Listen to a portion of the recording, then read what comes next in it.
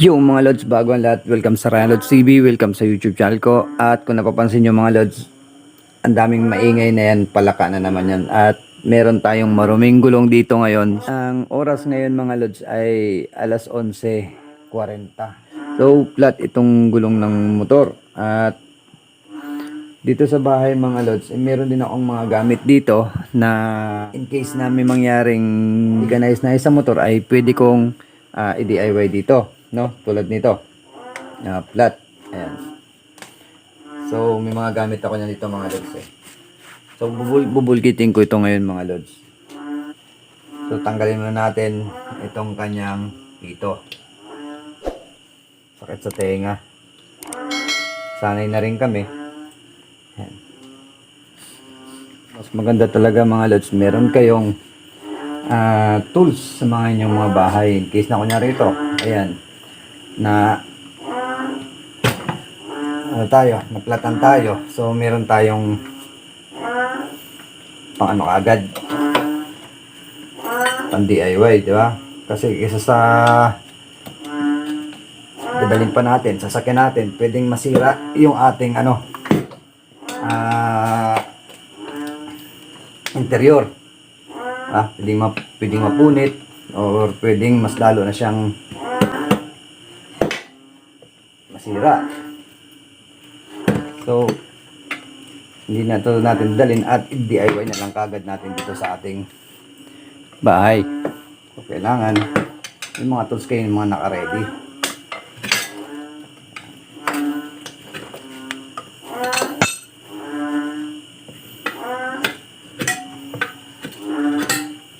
Dapat ngayon mga Lods ay natutulog na ako ngayon, ano?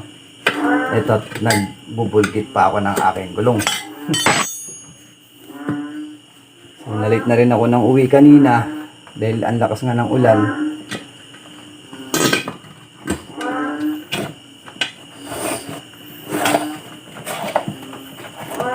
Yan, so may mga nabibiling ganito. Ang alam ko parang 70 pesos yata ang isang piraso o isang set. Nakalimutan ko ng bili ko dyan magkano eh. Kapalit lang ng interior nito Lods, bago pa ito. Wala pang bulkit ito. So dito kami sa dito tayo mga Lods sa aming kusina, no. Kasi nga umaambon. Hindi tayo pwede sa labas. Pinasok ko na lang itong motor dito sa loob. So check natin interior kung saan ang butas. So, battery yung gagamitin ko mga Lods, portable, para sa ating portable na open to pala. Ayan. Sa totoo lang mga Lods, inaantok na talaga ako, inano ko lang to para bukas lakad na lang kaagad.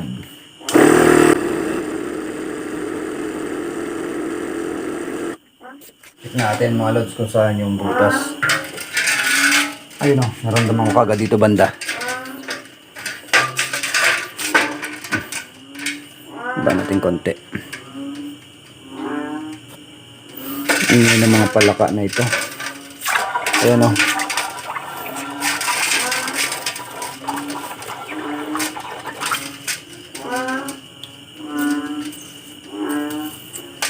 tingin ko mga Lods pa ako ito sa taas eh.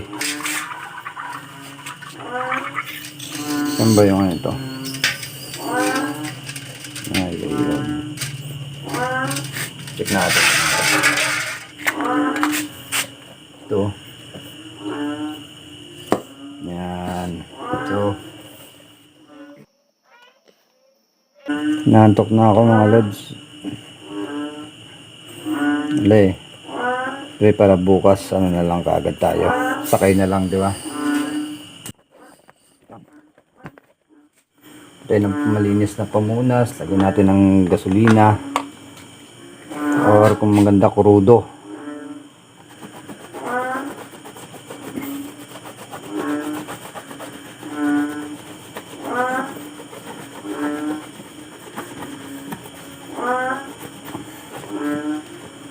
Para malinis yung paglalagyan ng gum.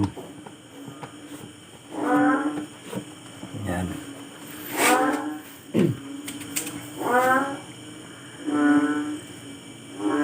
Yan. Okay na yan. Ayan. Tanggalin natin. So, ilagay na natin dito mga yan mga lods. Saan yung merong butas. Napagpasensyaan nyo na mga lods yung maingay ah. Mga alaga ko yan. So, ito yung ating portable vulcanizing tools. Kung gusto nyo matuto na gumawa nito mga lods, eh, ilalagay ko na lang yung link nun sa ating description.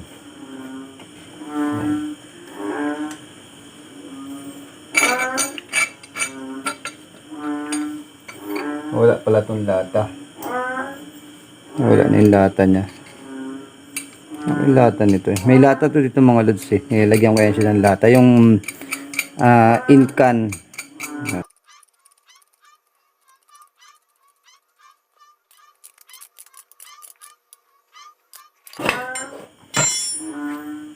Nilagyan natin ng crudo. Mas maganda mga lods kung crudo ha. Huwag gasolina. Kasi wala akong crudo eh. Kaya gasolina na lang ilalagay natin. So liliyab ka agad dyan. Ingat tayo dyan mga lods.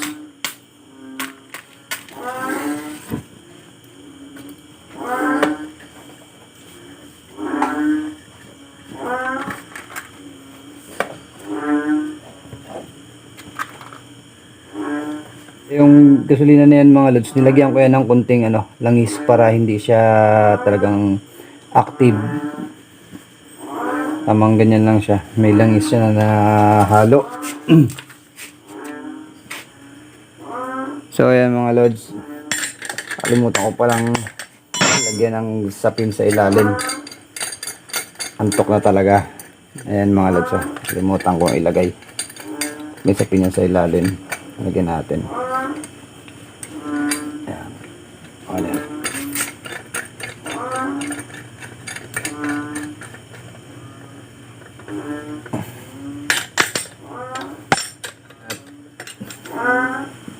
So, ayan mga lads. Binago ko siya.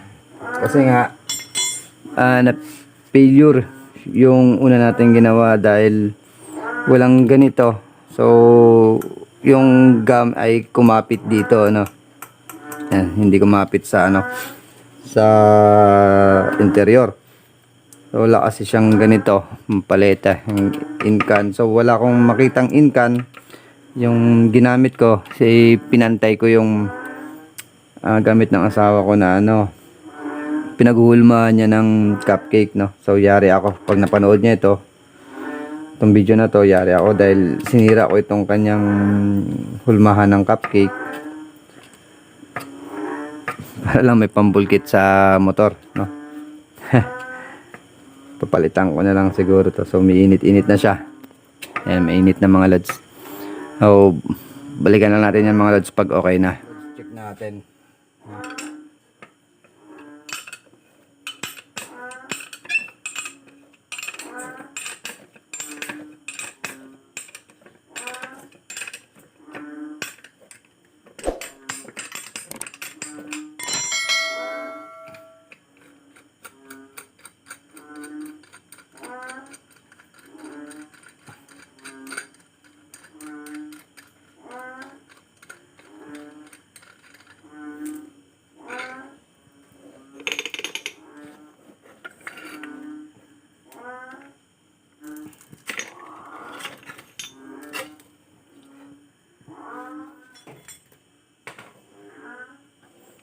So, ayan na siya mga lods. Kakatanggal ko lang sa kanya.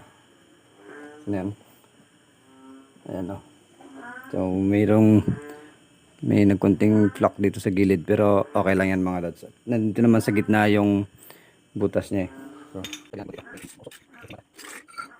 kung butas. Tulog na sana. Nakapagpipit pa.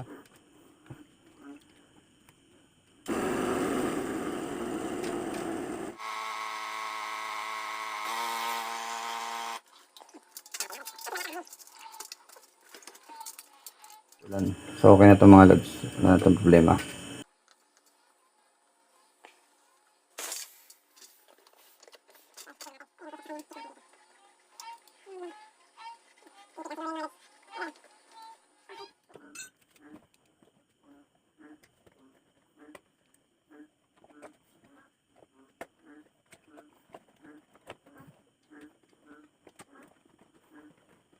I-drive pa natin siya papunta sa mga vulcanizing shop tulad dito sa amin mga lods. Malayo ang vulcanizing shop dito kasi medyo liblib dito sa amin. So, di ba? Nakakatulong itong meron kang tools kagad dito sa bahay nyo.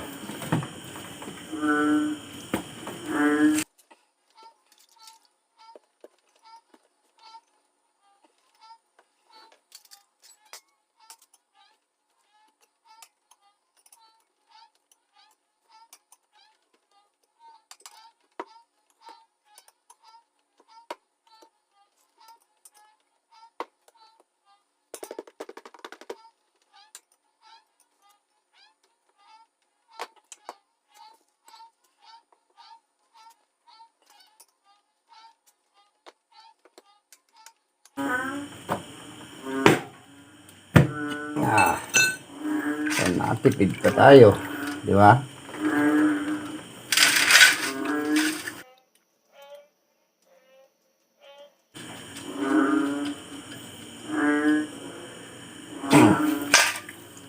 Testing natin.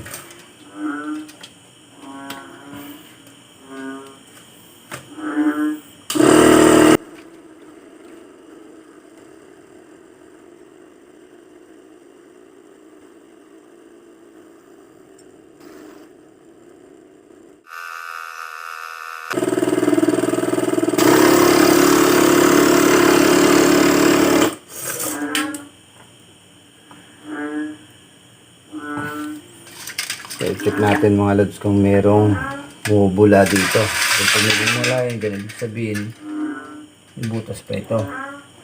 So, ayan, wala na mga lods. So,